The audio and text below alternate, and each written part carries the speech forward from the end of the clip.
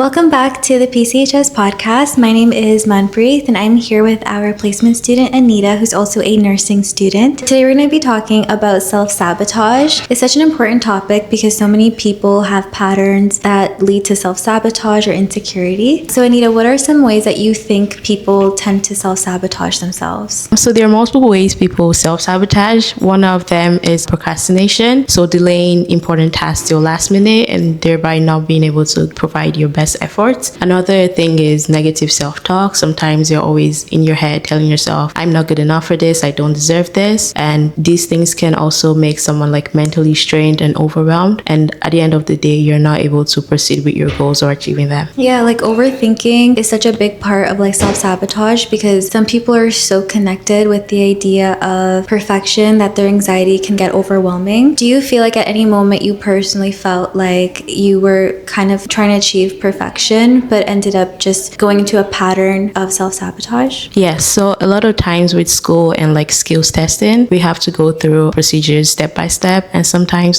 even things that are not included in what we learn, I'm always if this happens, what if that happens? But realistically, in the test situation, it's not gonna happen. So I just find that I bother myself with these little things that are not gonna be relevant. Yeah, I know that when I was in school, when it came to studying for an exam or doing an assignment, it was so daunting to start it because I wanted to get an A+, I wanted to ace the exam, but I would always wait till the last possible minute to start studying for it because those chapters of readings and that long assignment was so daunting to even start. Do you think that you have any advice for students when it comes to self-sabotage or trying to take away perfection? So my advice will be that you definitely deserve to be in the position you're in, especially as a student. Sometimes you're I don't even think I'm good enough to be a nurse or whatever you're pursuing. But the fact that you've gotten an admission into that program, it shows that you deserve to be in that spot and that is your spot. You should own it and work towards achieving the best you can achieve in that situation. Yeah. Some people don't know that they're self-sabotaging. Do you have any perspective on how to figure out the first steps to knowing that you are sabotaging yourself? So there are a few things. The first one is recognizing patterns. Sometimes you find that you're going back to the same old negative patterns that are not helpful for you. And this is because the brain likes what it's familiar with. So you keep going back to these things which are not helpful. Another thing is the fear of change. Some people are scared to start new things, and because it's, they don't know what to expect, it can be risky. You never really know until you start it. So I would say it's good to step out of your comfort zone and,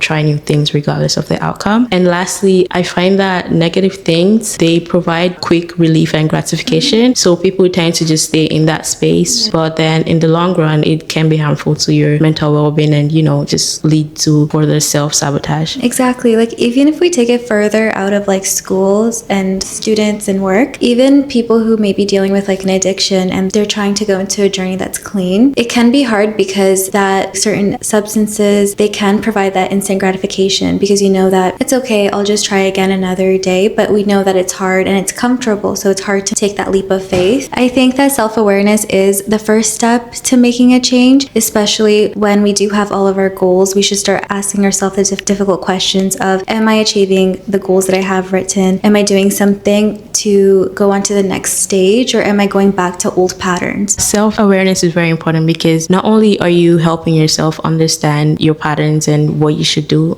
moving forward, it also helps you to realize your strengths and your weaknesses. So what are the things that make me sabotage myself? How can I use these things as a strength or turn them around to help me get out of this self-sabotage pattern? You can also realize your strengths on its own because sometimes when you're sabotaging yourself, you're always thinking about your weaknesses, and it's important to just step away from that and start looking at strength that you may possess as a person. Exactly. Journaling and all of these things are important because you're doing that deep work within yourself to improve yourself as well. Seeking services is also a huge part of being self-aware. Sometimes we just need a little helping hand to get us to that leap to with our mental health or to seek any peer support services as well. Yeah, there are lots of services PCH has lots of services for clients, and I believe that they're always very helpful until you never know until you actually try them. And everyone here is so nice and welcoming. I believe there's no harm in trying. Even if they don't have the right resources for you, they would definitely find someone to help you or connect you with the right resources. So I believe the community here is very important, and I feel everyone should have an opportunity to come in and participate and get to know the services better. Yeah, I agree. There's so many services, such a wide range, and I'm sure that there is something that somebody can get referred to or be supported in. PCHS is a not-for-profit organization that provides services free of charge. We help our community with various services, for example, mental health and addiction. This includes like one-on-one counseling, case management, referrals, groups. That's not all. We have more programs to help our community grow. For more information, visit our website at www.pchs4u.com.